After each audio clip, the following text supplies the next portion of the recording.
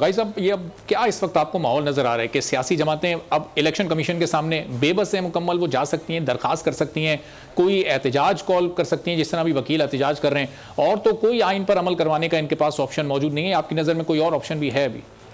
نہیں، اصل آپشن تو عوام ہوتے ہیں نا. اصل آپشن تو اس ملک کے عوام جو فیصلہ کریں انہی کو فیصلہ کرنا ہوگا. دو چیزیں ہیں آپ کے پاس، آئین ہے اور اس ملک کے عوام ہیں. جیسے وکلا برادری ہے، وہ اپنا لائے عمل دیں، اور اگر آئین پر عمل نہیں ہو رہا ہے تو وہ اپنے آپ کو منظم کریں اور جائیں عوام کے پاس وکلا، اور عوام باہر آ کر یہ مطالبہ کریں کہ ہم الیکشن چاہتے ہیں آئین کے مطابق. دیکھیں، اگر آئین کو اسی طرح سے نظر انداز کیا جاتا رہا، اگر آئینی تقاضوں کو پس پش ڈالا جاتا رہا، اگر آئین جو جس طرح سے پچھلے 1 سال سے زیادہ عرصے سے، بلکہ ہمیشہ سے یہ رہا ہے کہ آئین کے ساتھ تو ایک مذاق ہی ہوتا رہا ہے ہمیشہ، اور آئین کو فنکشن کرنے سے نہیں دیا جاتا ہے. لیکن میں یہ کہتا ہوں، یہ بہت کروشل ٹائم ہے پاکستان کی تاریخ کا. مجھے بہت زیادہ خدشات کے ساتھ ساتھ بہت زیادہ خطرات بھی نظر آ رہے ہیں. آپ کو الیکشن کی طرف جانا ہوگا، اس ملک کے عوام کو اس کا چوائس دینا ہوگا، اور جلدی یا بدیر تو میں نہیں کہہ سکتا ہوں، اس لیے کہ آئین نے ایک مدت مقرر کر دی ہے اور آپ اس سے باہر نہیں جا سکتے. اگر صدر مملکت کا آئین میں درج ہے کہ وہ تاریخ دیں گے تو انہیں پھر اپنی جماعت کے ساتھ نہیں رابطہ کرنا چاہیے، انہیں خود آگے آ کر کہنا چاہیے کہ جی یہ میرا اختیار ہے اور میں اس کو استعمال کر رہا ہوں، اور استعمال کر لینا چاہیے.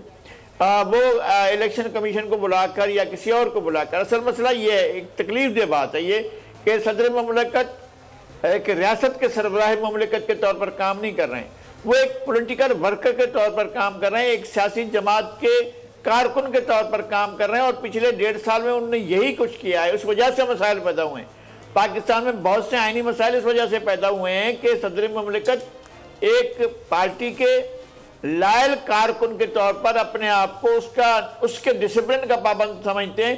وہ ریاست کے سربراہ مملکت کے طور پر اپنے آپ کو نہیں دیکھتے ہیں. بہت سی آئینی ذمہ داریاں جو انہوں نے پوری کرنی تھی وہ نہیں کی ہیں. انہوں نے تحریک عدم اعتماد کے بعد جو حلف لینا تھا کابینہ سے وہ نہیں لیا، اور وہ تکلیف دہ بات تھی. اور پھر انہوں نے آگے اس کو منع کیا پنجاب میں گورنر کو کہ وہ حلف نہ لیں. پھر اس طرح کے حالات پیدا ہوتے رہے، وہ بہت ہی خطرناک حالات تھے اور ملک ایک بہت بڑے بحران میں رہے. وہ بحران جو اس وقت پیدا ہوا تھا ایک آئینی پروسیس کو نہ ماننے کا، جو کچھ کیا گیا تھا، تحریک عدم اعتماد کو جو پیش کیا گیا تھا، اور 3 اپریل کو جو کچھ ہوا تھا وہ تاریخ کا سیاہ ترین باب تھا. جو ایک فواد چودھری نے اٹھ کر ایک آرٹیکل 5 پڑھا، پھر وہ سوری صاحب نے اس کے اوپر عمل درآمد کر دیا. یعنی ایک نے الزام لگایا کہ آئین کی خلاف ورزی ہوئی ہے اور آئین کی ہمیں پاسداری کرنی ہے، اور دوسرے نے جو ہے وہ اس پر عمل درآمد کرتے ہوئے تحریک عدم اعتماد کو مسترد کر دیا تھا. اور اس بات کو صدر مملکت نے بھی مان لیا تھا، سب نے مان لیا تھا. پھر شام کو جو ہے وہ جو وزیر اعظم تھے جو نہیں اس وقت رہے تھے، انہوں نے اسمبلی توڑ دی. تو ایسی صورتحال میں انہوں نے ایک پارٹی کے کارکن کے طور پر کام کیا. صدر مملکت کا پروکار باوقار منصب جو ہے انہوں نے ٹھیک طور پر استعمال نہیں کیا. اب بھی وہ چھوڑے اپنی سیاسی وابستگی کو، یا منصب چھوڑیں یا سیاسی وابستگی کو چھوڑیں. اور اگر سیاسی وابستگی کو چھوڑ کر وہ آتے ہیں اور الیکشن کے ہی بارے میں بات کرتے ہیں تو ہم سب کو انتظار ہے کہ الیکشن کی تاریخ کا اعلان کیا جانا چاہیے. جب اسمبلی تحلیل ہو چکی ہے تو اس تحلیل کے فوراً بعد ہمیں اسمبلی کی تاریخ، الیکشن کی تاریخ کا معلوم ہونا چاہیے تھا. اس ملک کے عوام یہ جاننا چاہتے ہیں. لیکن لغائی صاحب، وہ اعلان ابھی تک جو وہ بات کر رہے ہیں وہ بھی 90 دن میں الیکشن کی بات کر رہے ہیں. لیکن چیف الیکشن کمشنر کو انہوں نے بلایا، انہوں نے ملاقات سے انکار کر دیا. تمام سیاسی جماعتوں اور صدر مملکت اس پر موقف ایک ہی ہے. 90 دن میں الیکشن ہو سکتے ہیں. اب بھی اس وقت بھی آپ کو 60 دن سے زیادہ موجود ہیں، اور ان 60 دنوں میں آپ کے پاس یہ ہے کہ اگر 52 دن کا بھی پروگرام دینا ہے تو آپ اب بھی دے سکتے ہیں. اور دوسری بات یہ ہے کہ یہ جو انتخابی حلقہ بندیاں ہیں کوئی اثر نو حلقہ بندی تھوڑی ہوتی ہیں. اب ترمیم و اضافہ کرنا تھا، اس کو فوراً کر لینا چاہیے تھا. اس میں کون سی ایسی قیامت خیز بات تھی؟ کون سا ایسا کام تھا جو نہیں ہو سکتا تھا؟ اسے ہو جانا چاہیے تھا. اس سے ہمیں صرف نظر نہیں کرنا چاہیے تھا، اور صدر مملکت کو بھی مسائل پیدا نہیں کرنے چاہیے تھے، اور الیکشن کمیشن کو بھی. ہمیں الیکشن کی طرف جانا چاہیے تھا.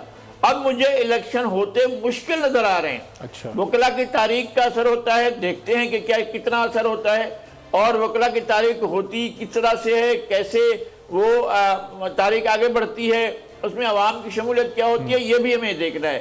بہرحال آپ کا الیکشن کے بغیر کوئی اور دوسرا چارہ کار نہیں ہے. اور سب سے بڑی بات یہ ہے کہ اگر آپ آئین کو اسی طرح پسے پش ڈالتے رہے اور آئین کو اسی طرح سے جو کچھ ہو رہا ہے پچھلے کچھ عرصے سے, اگر اسی طرح آئین کے ساتھ مذاق چلتا رہا تو پھر ریاست بھی ایک مذاق بن کر رہ جائے. ٹھیک ہے, تو اب سبسکرائب کریں اور بیل دبائیں تاکہ کوئی خبر رہ نہ جائے.